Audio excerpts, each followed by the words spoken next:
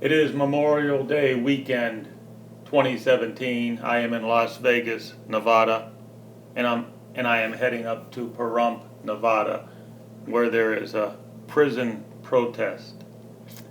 They have Ammon Bundy and all the Patriots locked up in a for-profit prison. Can you imagine corporations making a profit off of human misery and suffering? To claim that this is a travesty of justice is an understatement of immense proportions. So here we go to Pahrump. We have to confront tyranny. We must not allow these evil people to get away with this any longer. What really makes me sick to my stomach is many of these people are innocent. Many of these people are military veterans. Nobody really knows the exact number of veterans who are incarcerated. Some people say it's 700,000. I've seen bigger numbers. If you do a Google on it, you'll actually get a number like 200,000. I don't believe this for one moment. I believe the numbers, we are being lied to. The fact is that there are too many innocent people, too many veterans locked up, incarcerated, and most of them have harmed no one but themselves. Most of them are just self-medicating from the pain and the agony that we have gone through as America is in decline. So here we are in Pahrump. This is a for-profit prison. A corporation runs this. They have security guards in there. They are not law enforcement officers. They are security guards who torture the inmates. Ammon Bundy was tortured for 13 hours in a tiny little 3x3 closet or whatever you want to call it. He was handcuffed. If they'd have left him in there for any longer, he might have died. Here we are in front of the prison, and they have no bail. I've said this 1,000 times. In America, you are no longer innocent until proven guilty. In America, they think you're guilty, and they will throw you in this prison and allow the corporations to make money on you. That's the very sick part. We have veterans in here. We have veterans and patriots who have sacrificed their life. They were willing to die for America. And how do we treat them? We treat them as livestock in a for-profit prison to be traded on the stock market as a commodity. No better than chicken feed. How you doing, John? So then they ended up doing away with like 45 of their last, I don't know, it was like 45 out of their last 50 witnesses. They just had to throw them out, you know. Like, you can't ask them what question they're going to ask. Like, that's the whole point. One big thing the judge said she's going to do in this next case, she said the other day, this is absurd. After every witness, she's going to have the jurors have a little piece of paper. The questionnaire. And then the judge will ask the questions what she thinks is fit back to them, and the defense and the prosecutor, I don't know if the prosecutor or not, but the defense can't say nothing. Yeah. She's going to say, to clear up all this unclarified information just in case. That's not fair. How do you get rid of that? How do you get rid of these people? If the attorneys had like a little bit of guts, they'd file a complaint against the bar, but they won't do it because they're scared because they got to work with And what happens when all the people complain to the bar about particular people? Well, I don't think we can. I mean, you have to have a license. We can't. I heard that they won't let the Constitution in the courtroom, and I'm kind of confused. Do you understand the reasoning behind that? What the judge is thinking? Well, the judge's exact words were that document was written over 200 years ago, and nobody uses it anymore. The judge actually, Judge Navarro said that in the courtroom. In the courtroom. So, and somebody asked her. Somebody asked her about it. That was actually at a hearing for a pre-detention hearing, or pre-trial detention hearing, or whatever. That she made that statement. But I guess because the judge is the God, she can prevent even that pamphlet from going in there. She has said that multiple times, that I am the judge and I make the law. And she just will not let that pamphlet into her courtroom. Yeah, she said. Even if What it's. did she say, John? What did she say when they were wanting to know why? What else was there? The Constitution. Yeah. What else was there reason? They would confuse the jury if they see it, is what they said. Yeah. Confuse the jury. Yeah. Didn't they actually let them finally take it in and they turned the Washington around? Yeah, it took me a while. And only after we erased all that. Yeah. And they let you wear it backwards, Yeah. right? So it doesn't show George Washington. And they actually took a waffle out by grabbing his arm Yeah. and ushered him out of the courtroom because he had a Constitution.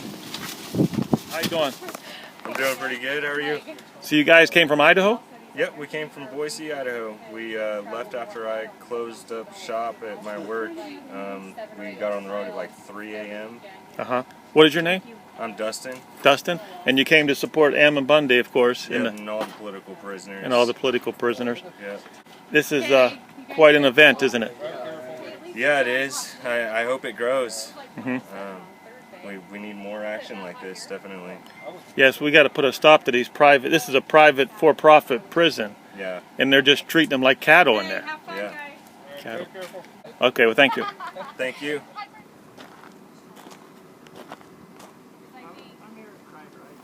Memorial Day weekend update at Camp Liberty in Pahrump, where the protest is still going on, protesting the torture of Ammon Bundy and the treatment of political prisoners in America. I can imagine if Lavoy Finicum was still alive, that he would be sitting right here in this camp, participating in this protest against tyranny.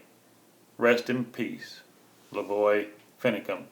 We are now heading downtown Pahrump, where Gavin Seim has set up another protest in downtown Pahrump to get the attention of Americans on Memorial Day weekend 2017.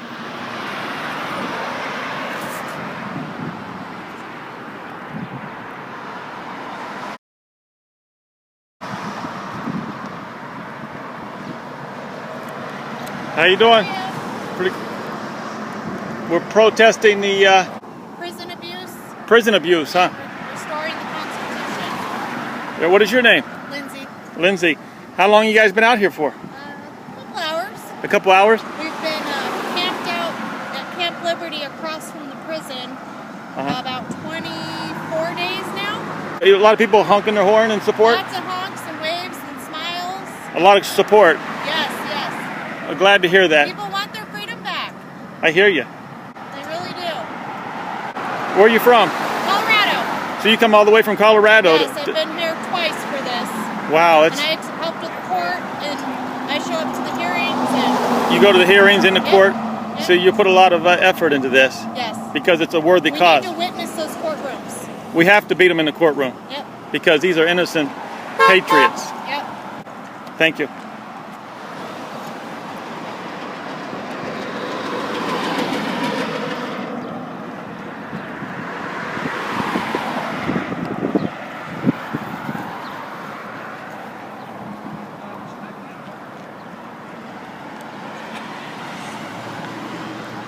How you doing? A lot of support out here today? A lot of traffic, a lot of honkers. That's good. Yeah.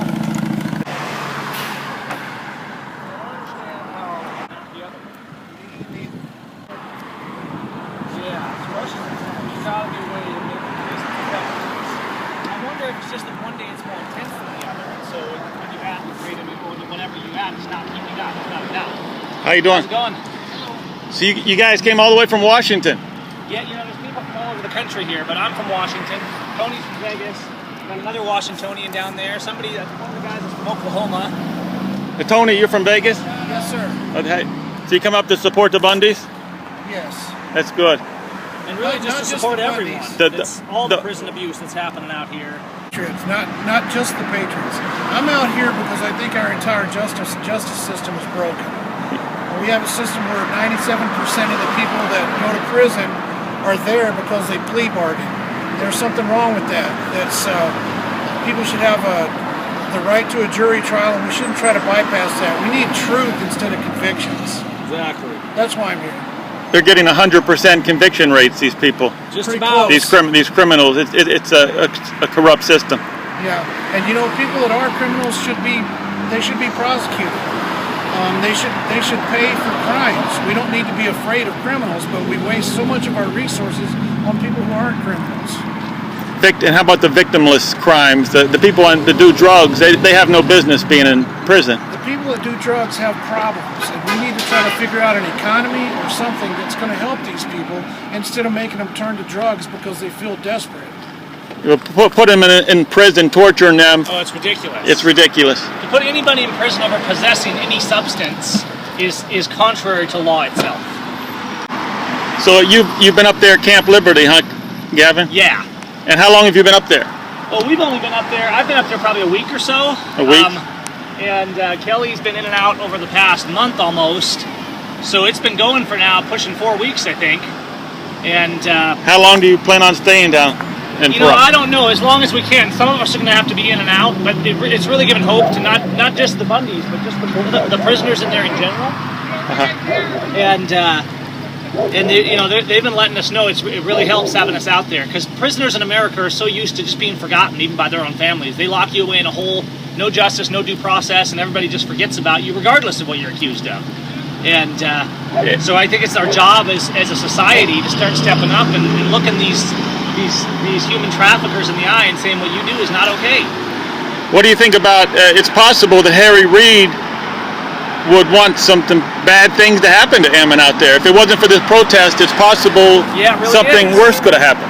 It really is, and there's definitely a concern about that. I mean, we see a lot of people from all different groups across the country, and things happen like they mysteriously hang themselves in their cell and stuff. And I don't believe for a minute that all these things are the real deal. They want to silence people. That's what our federal government's doing. Our sheriffs are complicit in that.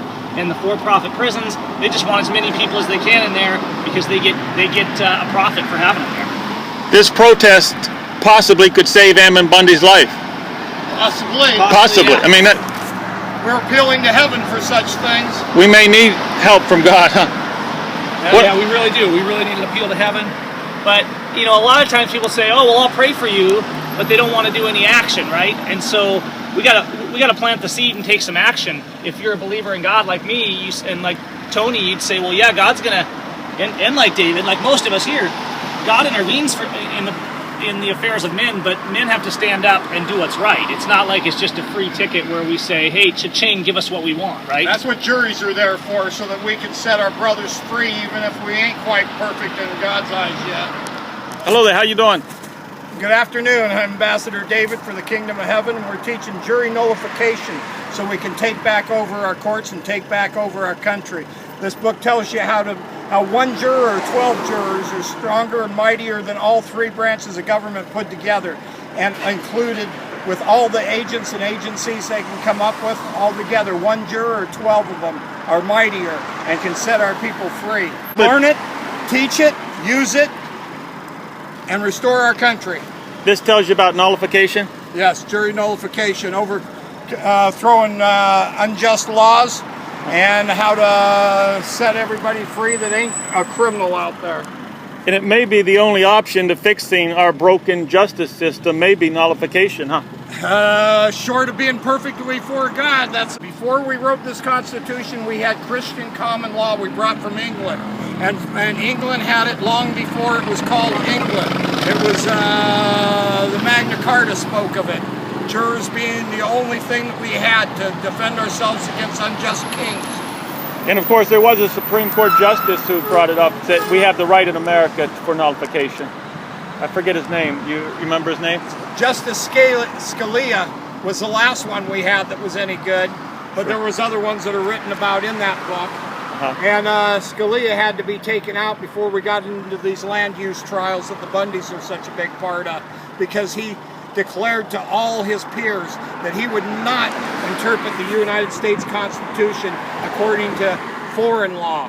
And that's what we're using now, is various forms of foreign law, whereas a federal judge can say, well, this African warrior lord used this in a courtroom, so now we can use it too.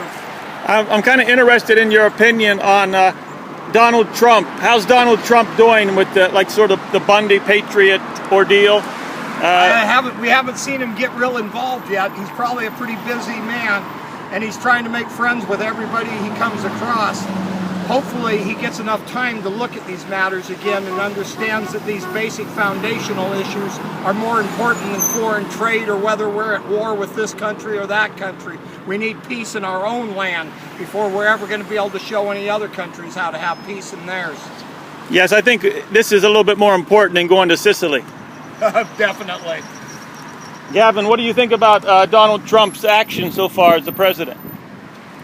I think there's been no action so far in terms of justice. And we have real concerns because you got guys like Jeff Sessions who are actually invested in these private prisons. And so, I try to stay out of the faction politics as much as possible, and my call for Donald Trump would just be to honor his oath, start setting free prisoners that are in there. We don't need more prisons, we need prisons torn down.